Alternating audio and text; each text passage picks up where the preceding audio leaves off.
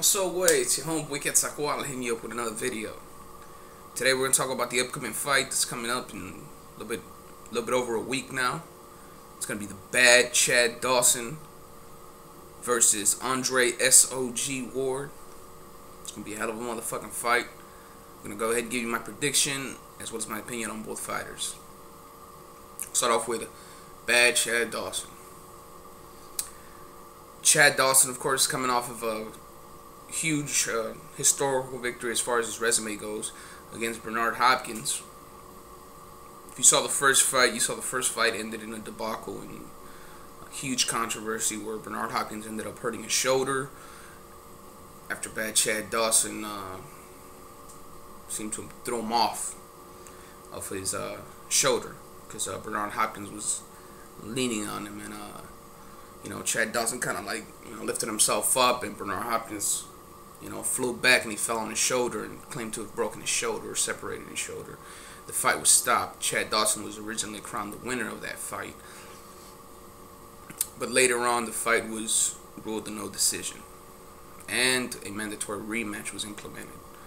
In the rematch, although it was a pretty boring fight, I'm a big boxing fan, and because I love boxing, I sat there and watched the whole fight.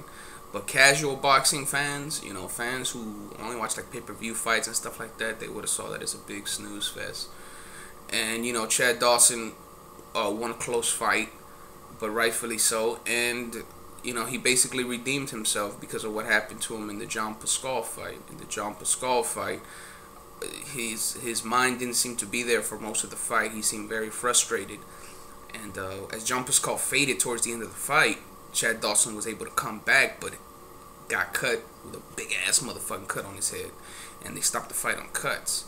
So this Bernard Hopkins win was, him redeeming himself from that loss. And now that he's pretty much redeemed himself, now he's gonna get in the ring against Andre Ward. Andre SOG Ward, very clean-cut fighter, very religious fighter. Of course, SOG, son of God. You don't hear Andre Ward, he's not a trash talker. He's not flashy. He's pretty much the quintessential image of a family man. If that's the way they're marketing him, I don't know, but that's definitely the image that he wants the media, his fans, and just everyone to see him as. And it's good because it's something different. You usually don't see that too much in boxing, especially for someone who's as successful as Andre Ward. Of course, Andre Ward is coming off of the Super 6 tournament. He ended up being the winner. Before the Super 6 tournament, he was pretty much untested. So going into that tournament, I really wasn't too sure about what the outcome would be, but I knew that his fights would be exciting, and he ended up coming out on top, and I gave him all the credit in the world for that. I do believe that Andre Ward doesn't get the credit he deserves or the exposure that he deserves. There are some less deserving fighters. One in particular is Julio Cesar Chavez Jr., who, of course, in past videos I've said is a hype job, who gets more attention, more, hype for his fights. I mean, the Andre Ward fight is coming up. It's a week before the Chavez Jr. fight, and all you're hearing is Chavez Jr., Chavez Jr. And Andre Ward and Chad Dawson are both legitimate, big fighters. Both are champions, proven champions. But for some reason, they just don't get that push. And it's one of those things, like I said, with Sergio Martinez. There's just some fighters that get better pushes into the media with exposure and all that than others do. And me personally, I think it's some fucking bullshit. But, Andre Ward is just going to have to continue to prove himself to the casual boxing fans' eyes until they take notice. Andre Ward, as far as his boxing ability, he doesn't have like Floyd Mayweather type speed or Mike Tyson type power. To me, he's Mr. Fundamental. If I were to compare him to a basketball player, he'd probably be like Tim Duncan.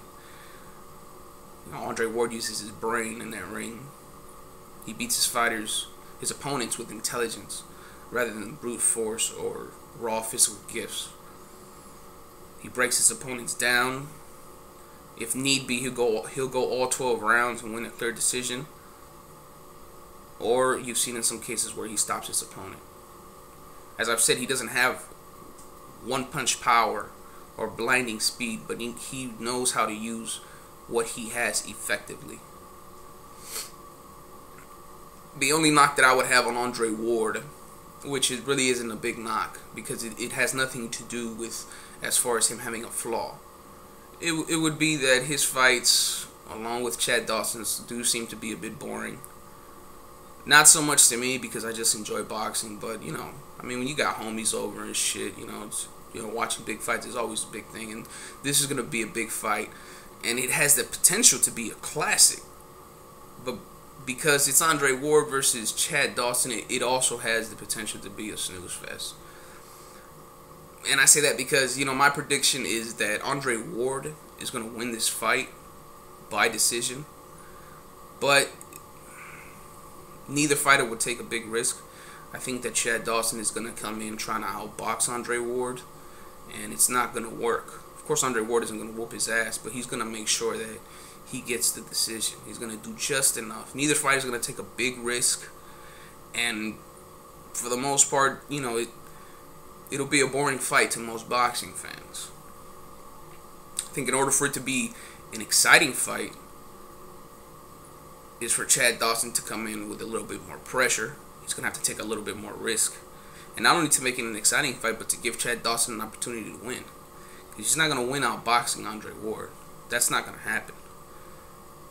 But if in between that boxing he starts taking risks, he comes in a little bit more, just a wee bit reckless, but at the same time, he's trying to land an effective punch, then, you never know what might happen. Sakio Bika had Andre Ward looking pretty bad. It was an ugly fight because, Bika made it that way, but you saw that had there been a higher caliber fighter in the ring there, he might have done some things a little bit more effectively. And Chad Dawson, of course, is a way better fighter than Sakio Bika is. But at the same time, he doesn't have the style that Sakio has. Chad Dawson is more of a boxer. Will he do that in this fight? I don't know. But like I said, my prediction is that Andre Ward will win a close decision. If Chad Dawson wins this fight, he's going to have to win by stoppage, or it's going to be because he knocked Andre Ward down and Andre Ward got hurt in that fight. What's your prediction for this fight? Who do you got? If you like this shit, hit the like button, hit the subscribe button, and this is Quetzalcoatl signing the fuck on out.